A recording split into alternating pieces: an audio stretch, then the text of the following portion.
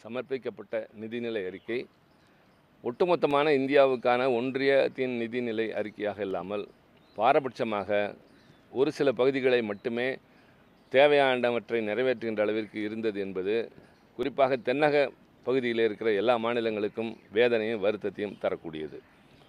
குறிப்பாக தமிழ்நாடு என்ற பெயரே வரவில்லை. உதாரணத்திற்கு சொல்ல வேண்டுமென்றால் சில மாநிலங்களை சொல்லி அதில் எதிர்காலத்தில் பேரிடர் ஏற்படும், வெள்ளத்தினால் பாதிப்பு ஏற்படும், அதற்கு நிதி ஒதுக்கப்படும் என்று சொல்லுகிற நிதியமைச்சர் தமிழ்நாட்டில் ஏற்கனவே வெள்ளம் புயலினால் பாதிக்கப்பட்டு அதற்கான நிவாரண நிதியினை கேட்டு பல முறை முதலமைச்சர் கடிதம் எழுதிவிட்டார், பிரதமரை நேரில் சந்தித்து பேசிவிட்டார், இங்கிருந்து குழு வந்து ஆய்ந்தது, அமைச்சர்கள் வந்து பார்த்தார்கள், ஆனால் கேட்டது எதுவுமே கிடைக்கவில்லை. அதேபோல் மதுரை எய்ம்ஸ் அந்த மருத்துவமனை என்பதற்கு நிதி ஒதுக்கீடு என்பதற்கோ மேல்பட்டு எதுவுமே செல்லவில்லை, பல ஆண்டுகளாகிவிட்டது. ரயில்வே திட்டங்கள் எதுவும் தமிழ்நாட்டுக்கு பயன் தரக்கூடிய அல்லது மகிழத்தக்கக்கூடிய அளவிலே இல்லை.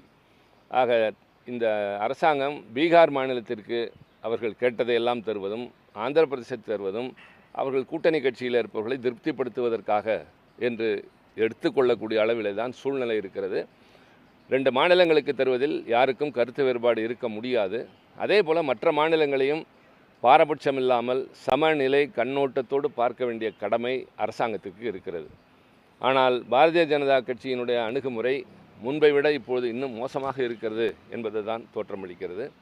இன்னும் சொல்ல வேண்டுமென்றால் எதிர்காலத்தில் நாடு எப்படி இருக்கும் என்பது குறித்த தொலைநோக்கு பார்வை இல்லை.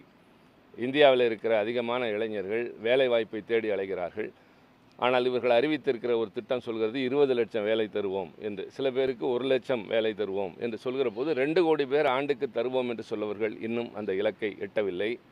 விவசாயிகள் போராடிய குறைந்தபட்ச ஆதார விலை அது பற்றி எதுவும் சொல்லவில்லை. நடுத்தர மக்களுடைய பாதிப்பு ஏராளமாக இருக்கின்றது. விவசாயத்திற்கான நிதி ஒதுக்கீடு என்பது மிக குறைந்த அளவிலே தான், முன்பு இருந்ததை விட ஒரு 27 லட்சம் கோடி ரூபாய் ஆக்கியிருக்கிறது. அந்த அளவிற்கு தான் இந்த அரசாங்கம் முக்கியமான துறைகள் கல்வி, அதே போல் சுகாதாரம், விவசாயிகள் இவற்றையெல்லாம் பெருமளவிற்கு பராமரிக்காத அளவிற்கு தான் தெரிகின்றது. இந்தியா அடிப்படையில் அதிகமான ஏழைகள் இருக்கிற நாடு, சொல்வதற்கு வெட்கம், ஆனால் உண்மை அதுதான். நாங்கள் இந்த கருத்தை சொல்லவில்லை, இது திராவிட முன்னேற்ற கழகத்தின் கருத்து அல்ல. நிதி ஆயோக்கினுடைய 2023 அறிக்கையின்படி இந்த நாட்டிலே இன்றைக்கு 20 கோடி பேர் ஏழை மக்களாக இருக்கின்றார்கள். அதே போல் 80 கோடி பேர் மக்கள் நியாய விலைக் கடைகளிலே கிடைக்கிற பொருட்களின் மூலம்தான் வாழ்க்கையை நடத்துகிறார்கள். வேலையில்லாத இளைஞர்கள், பட்டதாரி இளைஞர்களின் எண்ணிக்கை கூடிக்கொண்டே போகின்றது. கல்வியினுடைய தரம் குறைந்திருக்கிறது. தேர்தலை நடத்துகின்ற நிர்வாக அமைப்புகள் என்பவை கேள்விக்குரியவனாக மாறியிருக்கின்றன.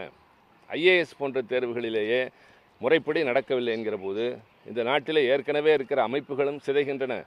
எதிர்காலத்தில் பெரிய பொறுப்புக்கு வரக்கூடிய இளைஞர்களுடைய வருங்காலத்தையும் முறையாக வடிவெடுக்காமல் இருக்கிற போது இந்த அரசாங்கம் செய்வது எத்தனையும் வெறும் அரசியல் தானே தவிர மக்கள் நலன் கருதியோ நாட்டினுடைய முன்னேற்றத்தை குறித்தோ நிச்சயமாக இல்லை.